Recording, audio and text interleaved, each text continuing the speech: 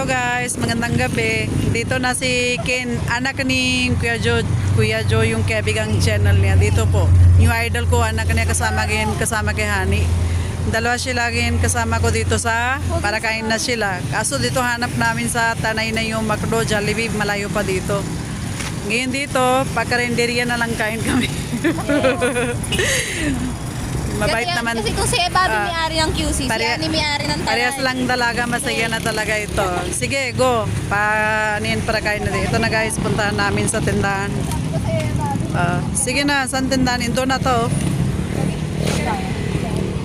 Diyan no, sa kabila oh.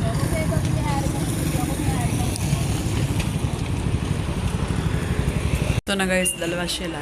Kailangan nung nahanap na lang yung charger niya talaga. Kasi charge na cellphone ni Hani. Si Ken bigay na order niya pork sisig. Ikaw Hani, ano ba order mo? Pork meron? Tatlo pork sisig na lang. Guys, kain na kami, tatlo pork sisig talaga. Si Ken. Ganda ang baby ito. Tapos si Han. Ganda rin. Hindi ka na hello? Ito guys, tingnan natin ano gawa na dalaga ito. Ang kulit lang sila talaga, no?